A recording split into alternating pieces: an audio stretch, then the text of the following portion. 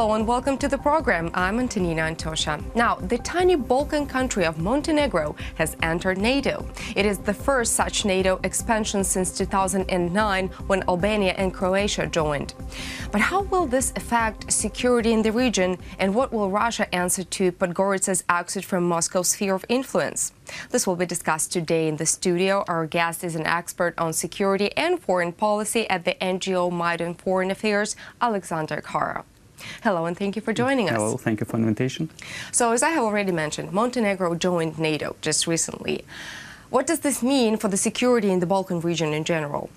Firstly, we are here in Ukraine are jealous about Montenegro that they made this way, even though there was a turning way to this membership. I mean, first and foremost, meddling of Russia into the Montenegrin domestic affairs, the attempt of coup d'etat in October last year, and the propaganda, anti-NATO, anti-Western propaganda in Montenegro. And this caused that the parliament of Montenegro voted just a bit more than half of the members of parliament voted for NATO.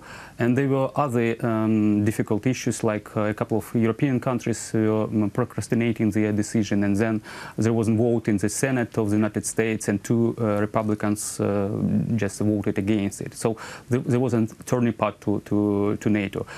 And from the other hand, it's good for Montenegrins simply because the only way how to preserve peace in the Balkans, in the fragile region, where there are a lot of divisions between ethnic groups, linguistic groups, and other divisions, and Russians are trying to play this to damage the European integration and NATO as well. So now Montenegro is under the NATO umbrella, and it can enjoy the full support of the organization in not just withstanding the possible military aggression. I just want to mention that the whole military force is just 1,900 military, so it's a tiny force. From the other hand, they control something like 200 miles of the shore of the Adriatic Sea, and that's why it's so important for NATO to secure this shoreline. Lest we forget that in 2014, Montenegro denied the Russian fleet to refuel in their ports on the way to Syria. So the famous the air carrier Kuznetsov that was polluting the air of beautiful Adriatic were trying to get to Syria to bomb innocent people, and they wanted to use the port of Montenegro. They refused as a member of European Union, and then at the promising candidate of the NATO. Is this one of the reasons, I mean, Montenegro not willing to cooperate with Russia in this fleet thing? Is this one of the reasons why Russia tried so hard not to let Montenegro enter NATO? Why is such a little country so important for such a huge country as Russia? The Montenegro is just a tiny puzzle of the bigger picture that the Russians are trying to forge, to create. They are trying to meddle in the Balkan affairs simply because it's not the key focus of the European Union and NATO at the moment. They are preoccupied with the Middle East, with refugees crises, and certainly with the Russian aggression actions against Ukraine and against European countries, and including the undeclared war, cyber war, information warfare against Germany, France, and other European countries. And Balkans is the tool how the Russians are trying to divide European Union within itself and then transatlantic relations. So they're trying to weaken the European integration, to weaken the ties between Europeans and in Washington. And this would give, as people in the Kremlin are thinking, would give them a leverage over the West and ability to boost their geopolitical weight. So they're trying to undermine the West, its values, its ability to withstand aggression, with the aim to regain this superpower status. But still, over the past few years, a number of Eastern European countries have joined NATO, and what kind of effect could this have on the U.S.? It's difficult to predict simply because we have the factor of instability or unpredictability named Donald Trump. But if you're talking about the whole political class, if we're talking about those guys in the military, certainly they understand the importance of NATO consolidating its stand in the region. And that's why it would serve the American interest anyway.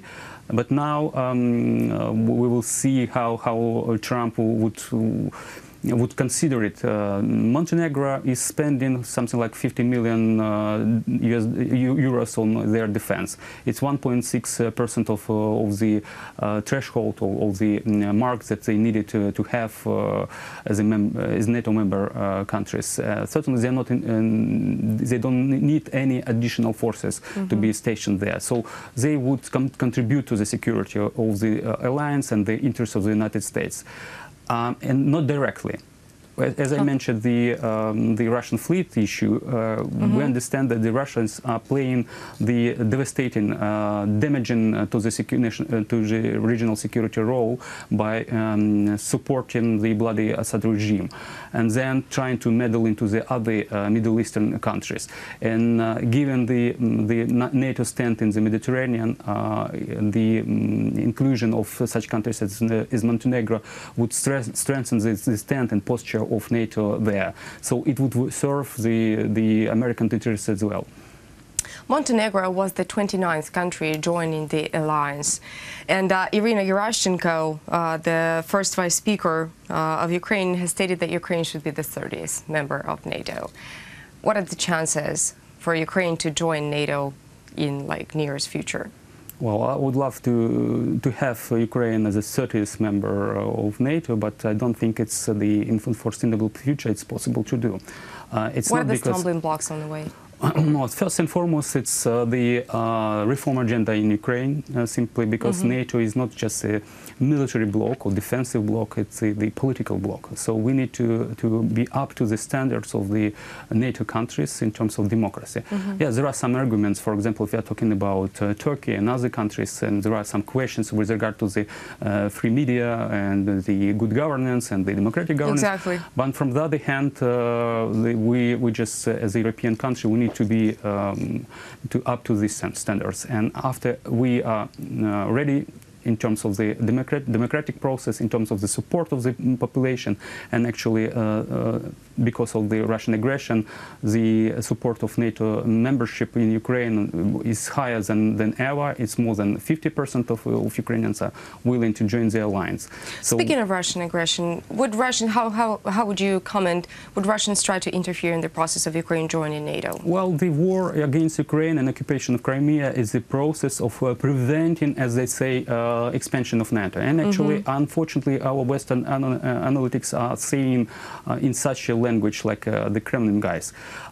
There is no such a thing like expansion NATO towards the Russian borders. There is escape of the in the Central and Eastern European countries towards the West from Russia. So the Baltic states, if they were not in the NATO and EU, they would be occupied once again by Russia.